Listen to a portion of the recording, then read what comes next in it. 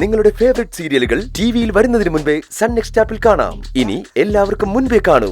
ഇപ്പോൾ തന്നെ sun next app download ചെയ്ത് സബ്സ്ക്രൈബ് ചെയ്യൂ.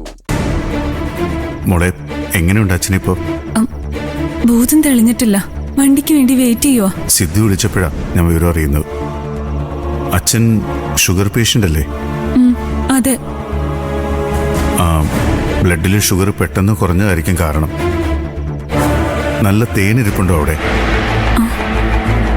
അല്ലെങ്കിൽ പഞ്ചസാര കലക്കിയ വെള്ളമായാലും മതി. അത് വേഗം നാക്കിൽ തൊട്ടു കൊടുക്കണം. ഒരു കാര്യം പ്രത്യേകം ശ്രദ്ധിക്കണം, ഒരു കാരണവശാലും വായിലേക്ക് ഇട്ടു കൊടുക്കരുത്. ശരി ഡോക്ടർ. തേൻ നാക്കിൽ തേച്ചു കൊടുക്കാൻ. ഷുഗർ ഡൗൺ ആയതായിരിക്കുമെന്ന്. ഞാനെന്നാ പിന്നെ വേഗം പോയി തേനെടുത്ത് വരാം. മോൾ അച്ഛനടുത്തേക്ക് ചെല്ലാം. മനോഹര, ഒന്ന് കണ്ണു തുറക്കടാ. മനോഹര, മോനെ. അച്ഛാ, അച്ഛാ. മനോഹര, എന്നോ തടി ഇത്. ഡോക്ടർ നിരഞ്ജൻ വിളിച്ചിരുന്നു. തേൻ നാവില് പുരട്ടിയാ മതി എന്നാ പറയുന്നത്. എന്തിനാ, കൊല്ലാനാണോ? എന്റെ മോനെ നീ കൊന്നു, ഇനി ഭർത്താവിനെ കൂടെ കൊല്ലാനാണോ പരിപാടി?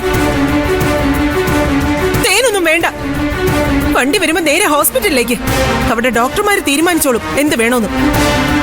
അമ്മ, നിരഞ്ജൻ ഡോക്ടർ നമ്മുടെ ശത്രു ആയിരിക്കും, പക്ഷെ ഒരു ഡോക്ടറാ.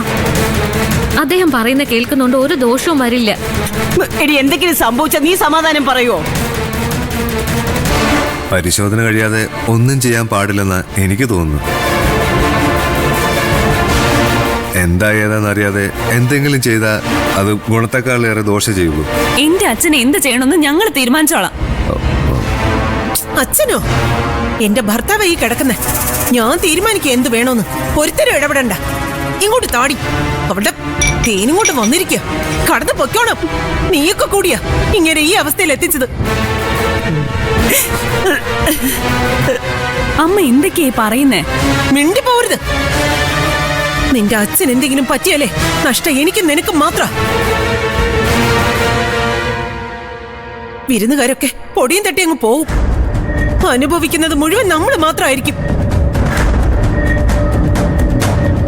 എന്താടി നോക്കിക്കൊണ്ട് നിൽക്കുന്നേ? അല്ലെങ്കിൽ എല്ലാത്തിനും കിടന്ന് ഓടുന്ന കാണാലോ.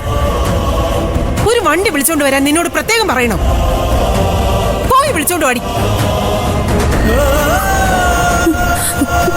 അച്ഛാ, മനോഹരേട്ട, അച്ഛൻ എഴുന്നേക്ക്.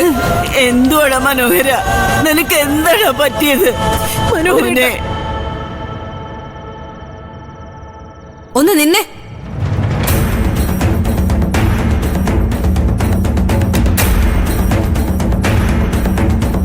എവിടെ പോവാ? ചോദിച്ചത് കേട്ടില്ലേ? പതുക്കെ, എനിക്ക് ചെവി കേൾക്കാം. എവിടെ പോകുന്നാ ചോദിച്ചത്? എടി, അതെന്തിനാ നീ അറിയുന്നത്? പിന്നെ ഞാൻ അറിയണ്ടേ? ഞാൻ നിങ്ങളുടെ ഭാര്യയല്ലേ? നീയോ ഭാര്യയോ? ഇപ്പോഴും ഇങ്ങനെയൊക്കെ പറയാൻ നിനക്ക് തോന്നുന്നുണ്ടല്ലോ. കഷ്ടം. ഈ നേരത്തെ എങ്ങോട്ടും പോണ്ട. ഞാൻ എവിടെ പോണെന്ന് ഞാനാ തീരുമാനിക്കുന്നത്, അല്ലാതെ നീയല്ല. ഇപ്പൊ എവിടെയും പോണ്ട. ഇപ്പൊ എങ്ങോട്ടും പോണ്ട. മര്യാദക്ക് കീ തന്നോ? ഇല്ല. എടി, തരാനാ നിന്നോട് പറഞ്ഞത്. ഇല്ലെന്ന് പറഞ്ഞില്ലേ?